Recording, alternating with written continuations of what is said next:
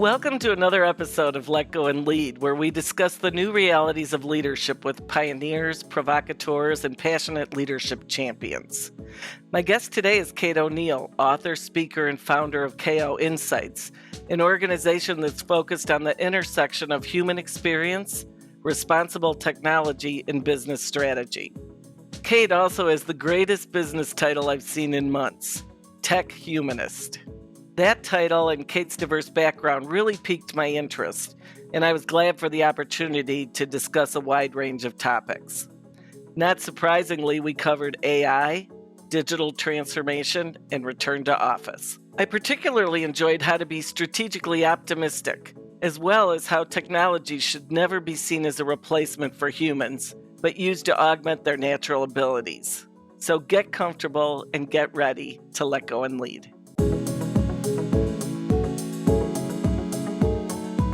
Hi, Kate. Welcome to Let Go and Lead. Hi, Maril. Thanks for having me. Oh, I'm so excited. And, I just love the fact that you're widely known as a tech humanist. I think that's just such an incredible combination of words. Tell me a little bit about that. Yeah, I like that term because out of my entire career, I always found that I have this background in languages, and I was always a translator in my mind. And so this is in a sense translating between the interest we have in technology and what it can do for us, and the interest we have obviously as humans in making sure that the humanity and the human experience of our future is preserved. So most of that we know is accelerated. All the technology that meets us is accelerated by business. So it is kind of this three-part equation of making sure business objectives align with human outcomes, and that what we really work on is aligning those as we accelerate and amplify through technology. One of the things is Gagan McDonald focuses on the human struggle of change. And I'd just be curious to know, what do you think is the most significant human change we're going through right now? There seems like there's a lot. I ask this question a lot, and I hear from my clients a lot about how they feel about the future. And I think people feel just overwhelmed, and that might not be an entirely new experience. But I think one of the reasons we feel overwhelmed is that even though we have been through, as humans in our history, we have been through massive, even existential sort of changes before. We didn't do so in an environment where we were in a nonstop onslaught of algorithmically optimized news and social media posts at us, just constantly reinforcing those things to which we most react. That's a different experience, and I think that has got to be at the core of not only a lot of the overwhelm that people feel, but a lot of the division that people feel as well. Kind of amplifying the divisions that we have naturally in culture and in discourse.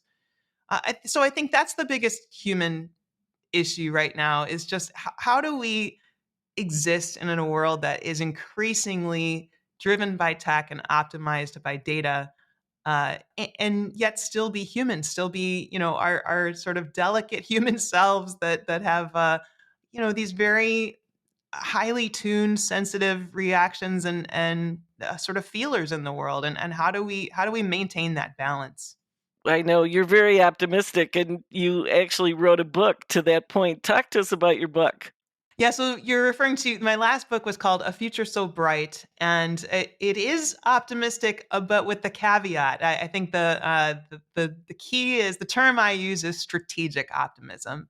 I am optimistic if we are able to use rationality and sensibility to approach some of these issues, and we keep our wits about us, right? If we have a disciplined approach to what we believe the future holds, and we really sort of mitigate the risks we know are there while leaning into the best possible futures, then I think we could do right by ourselves in the future and future generations. But it's by no means a guarantee, and so the optimism sort of waxes and wanes with the approaches that I see people taking and leaders taking to the future. But it is really important, I think, that we recognize that we do not live in dystopia or utopia. It's not one or the other. It is a constantly shifting set of both and every future scenario hinges on the decisions we make today. So that's a lesson that I constantly try to remind people in keynote audiences and in client advisory sessions and through this book is that you are in control of a lot more than you believe yourself to be. The future is really only a continuation of the past and the present moment. And the present moment, you can still make decisions to shape the future that we're going to be living in. So that is, I think, an incredibly important message for all of us all the time. And you talk a lot about the human superpowers of like meaning and integrative thinking. How do they play into this? Yeah, meaning is I feel one of the key human conditions and human experiences. Like when you think about what it is that makes us uniquely human, not like other animals and not like machines. One of the few characteristics that really comes, clearly to mind in that context is our tendency toward meaning, our meaning making, meaning seeking that we do. And that I think really relates back to, I've mentioned purpose an awful lot during this discussion. And that's why, because purpose is the shape that meaning takes in business. When we think about what it is to understand meaning, meaning is at every level we think about it, whether we're talking about semantic meaning, how we communicate through language, or through some more kind of abstract sense of meaning like purpose or patterns or truth or relevance, significance, or all the way out to the biggest picture and most macro understanding of meaning, which is like cosmic or existential meaning, like what's it all about or why are we here? All of those levels still are all about what matters. We're always talking about what matters. And so when you think about that as it relates to purpose, when you think about that as it relates to how we plan for the future, it is this sense that we kind of got to cut away a lot of the noise and really focus on what it is that matters, what matters that we do, what matters about this decision that's right in front of us. And then another lens that's incredibly important is to say, well, as we think about how we prepare for this tech driven and data accelerated, algorithmically accelerated future, then we have to think about innovation as what is going to matter. And that gives us a very meaning centric and therefore human centric lens on innovation and technology and digital transformation and all of that. So we have what matters and what's going to matter. And I find that those two questions in tandem, sort of side by side, are a very clarifying exercise for leaders to be able to cut away a lot of the kind of extraneous ego or worry or confusion or whatever, and really get down to what is it that you say you're there to do or your organization exists to do? What is it? How is it that you would like that organization to meet the world? And how would you like to leave the world? Kind of that sort of lens and that sort of clarity, I think really helps with the decision making. And what are you seeing as some of the biggest issues that companies are facing? I think some of the biggest issues companies are facing do relate to AI and how acceleration is changing consumer expectations and the marketplace. A lot of what I hear from clients is, what if I do embrace automation right now, intelligent automation, and we start moving toward a solution that we can identify today? And then we know how fast this is all changing. What about 2 months from now, 6 months from now? And maybe this is an outdated solution. And I always feel like, you're not worse off 2 or 6 months from now if you've pursued that solution than you were without pursuing it. Even if it does turn out that the solution you've chosen, is maybe replaced by a newer direction, more than likely you're in a better situation. You've done a better job of preparing for what it's going to take to adapt to that future, to that, reality or that change, the modality or technology. Because what comes with every digital transformation, every innovation is a whole lot of cultural and behavioral modification that we don't usually talk a lot about. But that discussion is one of the most important. And as you say, you all are very versed in this and change management and understanding how people get on board. So does that resonate with you?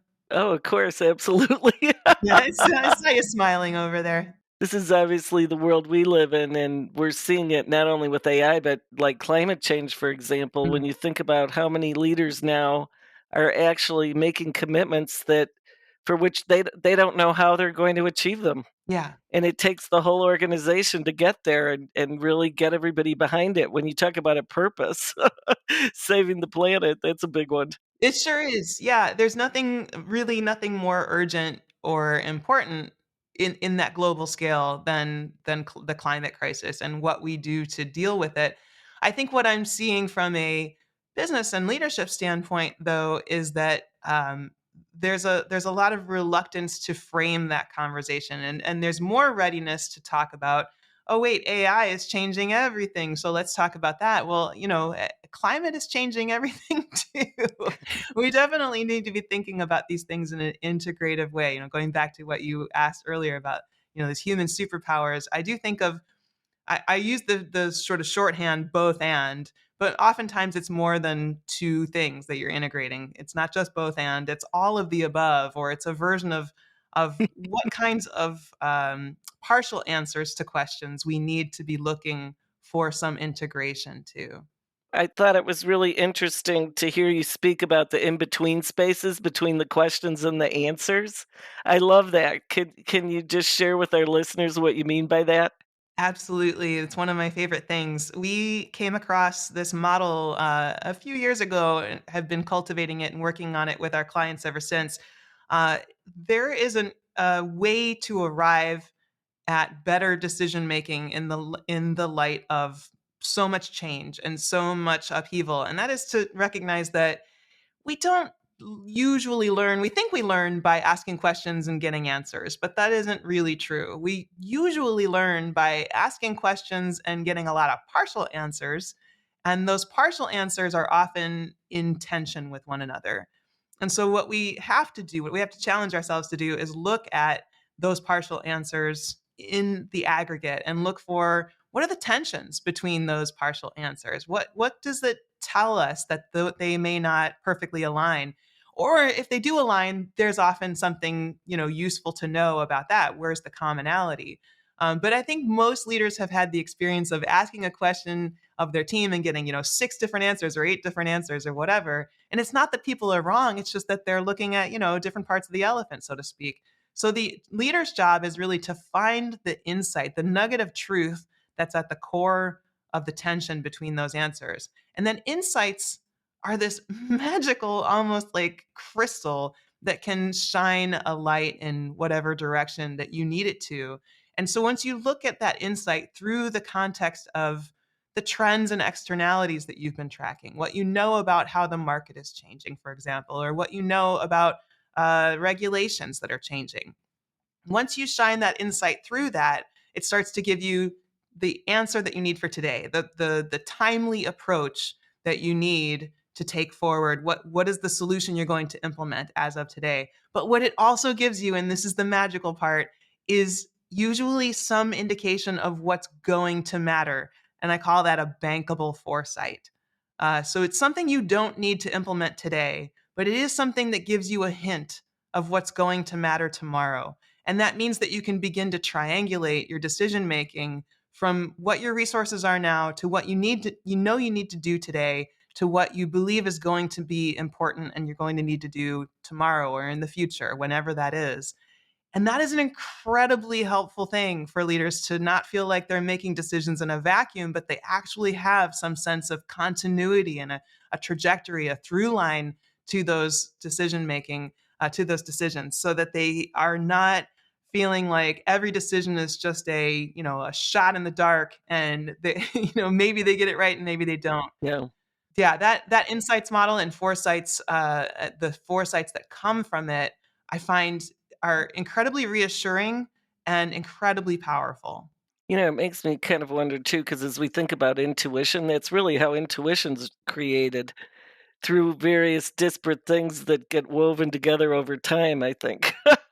Yeah, yeah, I think so, and we call it intuition, but I think there's also, in my line of work, how I've built my work is around this notion of insights. This company is called KO Yeah. Insights because I think that insights are an incredibly important sort of disciplined approach to intuition, right? If you say, "I have an intuition about something," then what an insight challenges you to do is, or an insight model challenges you to do is a little bit break down why. Where is that intuition coming from? What are the sort of qualitative data sources that are giving you the sense that that might be true? And that all comes back to, when I say the word sense making is an incredibly important part of meaning making. And so this all relates. It's all part of where we are in our heads as we're processing the world, and how we make sense of the world is how we make meaning in the world. And as we apply that to business, that is about purpose and about, sort of scaffolding down purpose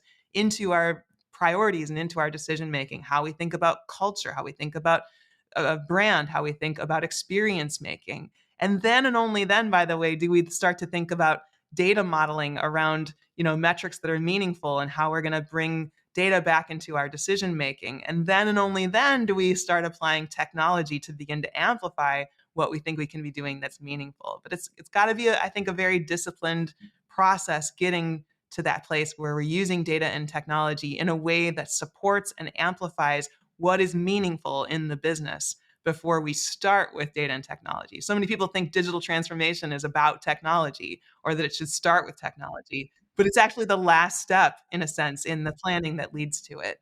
Well, one of the things that brings to mind for me is a very popular subject right now about return to office and hybrid work. And, so many clients of ours are really struggling with how do they really balance the two. And it seems to me that so much of it is about how do you create a digital experience that can equal or perhaps be even better than a personal experience. And what are you thinking about that? Yeah, I think there's a couple of things going on there. One is, yeah, as you say, I think that we are in a new place as far as the virtual workplace and workforce is concerned. We definitely need to invest there and really learn some new skills as managers and leaders, understand how to cultivate, remote sense of cohesion and culture, and really double down on that. At the same time, where it is important to bring people back together, I think one of the things that leaders are often not doing as well is communicating with their teams about what the benefits are of bringing Right. people back together, and why people should feel excited about the opportunity to come back and sort of reconnect with their colleagues and be, physically proximate while they're working on projects together, and all of the nuanced ways that we benefit from being in person with one another. I think everyone kind of understands that at an intuitive level, but it really helps if managers are really explicit about what they see as the benefit and how people are going to thrive in those environments. One of the things I've seen is that many, not all managers are getting better at really letting go of control and recognizing that there are many ways to work. But one of the challenges that they continue to have is when we're not together, what are we losing? They're worried about losing their culture, losing innovation, etc. And we counsel on this and write on this a lot, but I'd just love to get your thoughts because we're all figuring this out as we go, right? Is a real tech expert, what are some of the things you're seeing that people are doing to use technology to connect each other? I see some things that people are doing that are a little seem to me a little misguided. Like, I think when we were all in the office more often, there was this tendency toward forced fun or forced frivolity, right? That was a thing that oftentimes people would complain about, that managers wanted to create culture by, making people be there for happy hours on Fridays or something. And that doesn't always go over so well. And trying to recreate that, over virtual environments doesn't always work well either. I think what we need to step back and realize is that what culture is a factor of is often shared experience and shared goals. So it's really comes back again to this discussion of really setting the agenda with clarity and making people understand what the purpose is. How much are we moving the needle on any of the things that we say we need to be doing? If that's completeness of metadata on files or records, then we can track that, and we know that, when you're logged in and when you're being productive, you're going to be moving the needle on that. We don't necessarily need to track that on a minute by minute or hour by hour basis. So that's the kind of thing that I think people get caught up in: proxies that are easy to measure as opposed to proxies that are meaningful to measure. I'd like to take us back to bankable foresights because I would imagine everyone listening to the podcast now is really curious to hear what are your bankable foresights? I think that bankable foresights really are. I'm very proud of that coinage and what it implies and how what a gift it is for leaders. But what I do see, in the work I do with clients, oftentimes the work is looking at a product set that clients have and then trying to help them understand sort of the trend landscape and how they what they're going to do to make sure it's future ready. By the way, this is one of my bugbears is that I cannot stand the term future proof. I don't know how that term ever got to be dominant in our discourse, but you cannot be future proof. There's no future proofing. The future is coming, like it or not. You can only be more or less future ready. So the job of bankable foresights is to make you more future ready. And some of the things that I see are that clearly we have got some major issues to address with climate change, as we've already discussed. We have that huge looming issue on the horizon. I think there's an incredible opportunity to use emerging technology and evolving technology to address some of these issues. I had the incredible opportunity in 2019 to moderate a panel at the COP25 climate change summit, the UN COP25 in Madrid, and with a number of incredible world tech leaders and talk about how we can use AI to fight climate change. So this is not new discourse. This is not a new conversation. Those of us who have been curious around this space have been talking about it for years, but I think the opportunity becomes more and more urgent and more opportune, in a sense, like it becomes richer the farther we get into witnessing how LLMs, like ChatGPT, and so on, how they get more and more sophisticated all the time. So there's an incredible opportunity there. I do think that we are at a place where we need to understand what AI is and does for us in a way that leads us better to the decision making we need to do around it. We can't simply have a dichotomous discourse of either we're doomed or we're accelerating with no brakes. Like it seems like there's got to be a really healthy range of middle ground options that are sane and sensible and that are moderated to human values and to natural outcomes and an ecosystem approach to the whole thing. Those are some of the things that I think at a high level, very high level, they're not exactly bankable foresights, but they are that sort of overarching guidance of whatever decisions we make need to align with those. They need to be in concordance with what we see as the biggest priorities of our time. Leaders are challenged to lead in a time that is incredibly disruptive, has a lot of sort of new energies and new emerging ideologies and discourse and division of discourse. But I think we just need to rise to the moment. We have a lot of tools and some great opportunities to do that well. One of the things we talked about is being really clear about what we want and what we want at scale. So let's talk a little bit about scale and how to scale. We're real believers in democratizing the agency of our people and really letting go, right? So that everybody can get involved. How do you see businesses do that? Yeah, I think there's a different approach for different types of businesses. Clearly, the closer you are to something like manufacturing or supply chain or construction or something like that, a little bit it's a little bit harder to build community or a movement around some of the ideas therein. But I think the more you're on the consumer facing side, or the more that your work dovetails with people and how people exist and live in the world, or that they can sort of sense their human experience around, the more you have an opportunity, I think, to get people involved in envisioning what the future should look like for that human experience. I think about, like, um, IKEA is one example that comes to mind. Of I wrote about this in A Future So Bright, that they did some experimentation with encouraging the use of reusable bags before it really became a big trend. And the thought that if you're really trying to create impact at scale when we think about climate and what it looks like to not have plastic bags or single use plastic.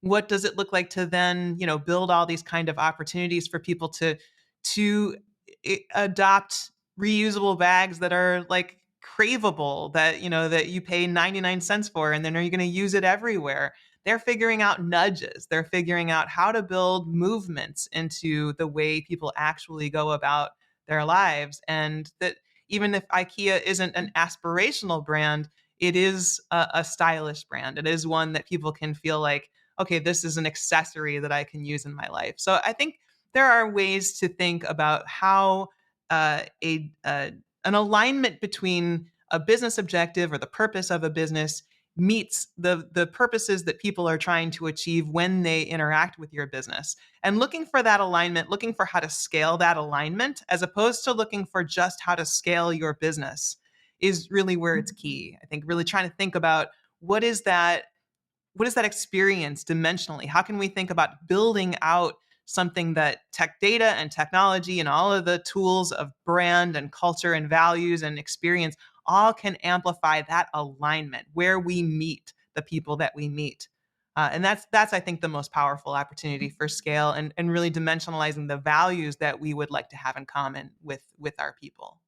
Let's also explore scaling optimism because we know that in a lot of organizations, people are burnt out. There's a lot of fatigue, a lot of change fatigue, but just fatigue with the world in general.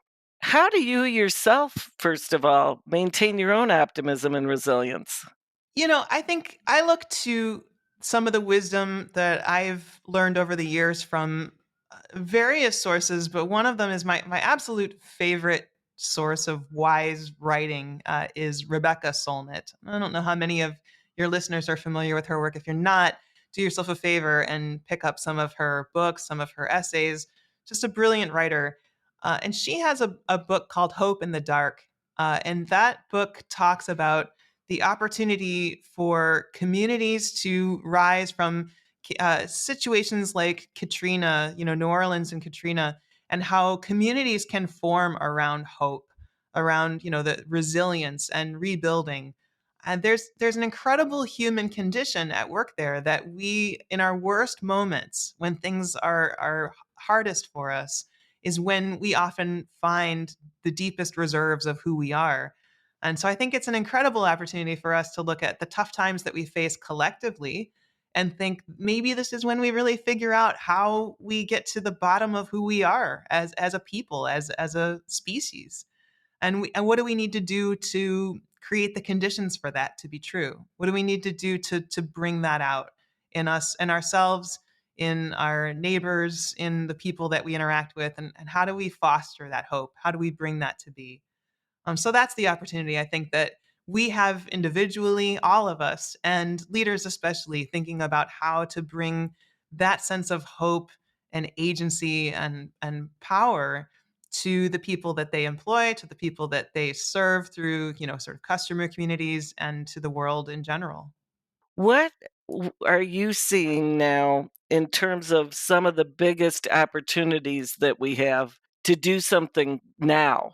Like if you when you talk to these leaders, what are you hoping will change as you leave? What I think is the biggest opportunity actually doesn't happen at the UN or World Government Summit level. There's a lot of great, important discourse that happens there. But I think what is actually more encouraging, perhaps for your listeners and the folks who are a part of this discussion, is that most of the change I believe that we can affect in our generation, in our time, happens at the business leadership level. I think there's an incredible opportunity for all business leaders to look at, say, the United Nations Sustainable Development Goals, the 17 goals that have been articulated. They were articulated in 2015, and they're a set of goals that we're supposed to be meaningfully accomplishing or at least making progress on by 2030. And then, of course, I'm sure we'll be setting a new set of goals, leading us into the next decades ahead. But those 17 goals include things like quality education and no poverty and some really wonderful, ambitious goals. They do not exist outside of a business framework. They are not meant for charity only or for governments to do alone. They're meant to be things that as a whole, as a planet, we are all contributing to. And there are ways in which every business I've ever consulted with or spoken to has had some relevance to at least one of those goals on a for-profit level. Even, that's, I think, the most incredibly encouraging part of all this, is that you really don't need to be re-engineering your entire business to be making a difference. You just need to be thinking about, how can I now look at supply chain considerations? How can I think about the ways we're nudging consumers to make different choices? How can we think about, the ways that we're spending in a carbon footprint sense? How can we think about any of those considerations? There are so many of them. Or how can we work toward improving the education pipeline leading into the products that we build, or that sort of thing? Think about like Duolingo, for example. They're a for-profit company. They're a very gamified app, but of course, it's language learning, but they're also thinking about, how are we going to improve the algorithms that help people learn? And so it's a way of thinking about education at a global level, across all kinds of human-centric outcomes and initiatives. So I think that's something that, it's not too ambitious, and it's something that every company can be thinking about in alignment with the growth and the work that they're doing. And you'll hear again and again in my answers, it really gets back to this sense of purpose, really being Yeah. clear about what it is we're trying to do, what it is we're trying to do at scale. Those are challenging questions, and they're questions that, in many ways, leaders haven't often asked in those terms. Not in the sense of getting it down to a crisp, distinct, sort of 3 to 5 word articulation, as opposed to, a fuzzy wuzzy mission statement that doesn't really make a lot of sense to people. Yeah, well, we're certainly kindred spirits in that regard. We talked a lot about a variety of things that leaders can do, but as you know, the subject of this podcast is let go and lead. And I'm curious to just ask, what do you see that leaders really need to let go of? Yeah, it's such a really provocative framework for the discussion.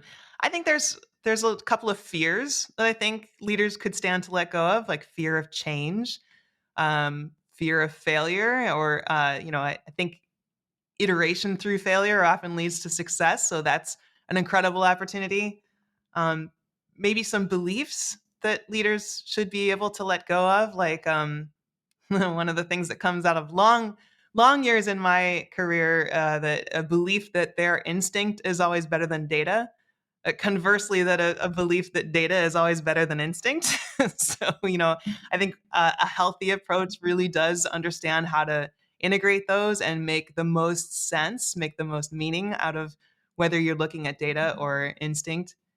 And then, we talked about this insights model and the bankable foresights, and I think, for me, the thing that's worth letting go is the idea that a question is always in search of an immediate and immediately satisfying answer, as opposed to that it's the pathway toward exploration into what will ultimately provide the most clarifying and timeless insight that will then lead to timely outcomes and bankable foresights, things that can actually help you make decisions for today and for the future with greater clarity overall. I think there's a lot of wisdom, received wisdom through generations, that suggests that we really ought to be spending more time on learning, on getting clearer on what we're trying to get to the bottom of, and really making sense of how we set up the question, or how we set up the context of what it is we're trying to solve for before we try to solve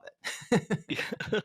Well, Kate, this was so much fun, and I really enjoyed your insights. And thank you so much for being on Let Go and Lead.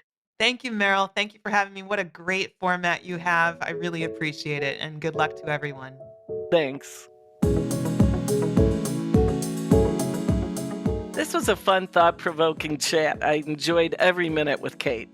Several things in our conversation resonated deeply with me. I loved her idea that to improve decision making, we must pay attention to the in between spaces, the spaces between the questions and the answers. She shared that there are seldom great answers to the questions we asked. In fact, there are often partial answers, and those are often in tension with one another.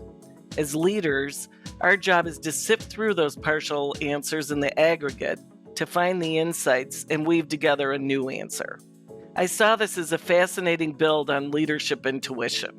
Kate's deep passion for purpose struck a real chord too. She talked about how our tendency toward meaning makes us uniquely human, not like other animals and not like machines. She describes purpose as the shape that meaning takes in business. Once a leader's clear about purpose, they can cut away the noise and focus on what matters. Purpose is where leaders create a compelling view of the future, a view that becomes a galvanizing force internally and can have monumental impact on employees' motivations as well as their well-being. As we see increasing levels of employee fatigue and burnout, the opportunity to create genuinely purposeful organizations is one I'd love to see more leaders commit to. Lastly, I loved Kate's infectious energy and her term strategic optimism. Kate describes it as an ability to apply rationality and sensibility to optimism. She says that you're in control of a lot more than you believe yourself to be. The future is only a continuation of the past and the present, and in the present, you can still make decisions to shape the future. That optimism is so amazing and such a key leadership ingredient. And since the title of this podcast is Let Go and Lead, I asked her what leaders should let go of to be better. Kate said leaders need to let go of their belief that instinct is always better than data, and conversely, a belief that data is always better than instinct. A healthy approach understands how to integrate both concepts. Well said from the tech humanist. I hope you enjoyed this conversation with Kate. Remember to subscribe to Let Go and Lead on your favorite podcast platform and be the first to hear conversations and ideas from other thought-provoking champions, including Mark Miller, Julie Hobsbawm, and Bonnie St. John. And don't forget to check out archive interviews with Amy Edmondson, Marshall Goldsmith, Seth Godin, and others. Thanks for joining, and see you on the next episode of Let Go and Lead.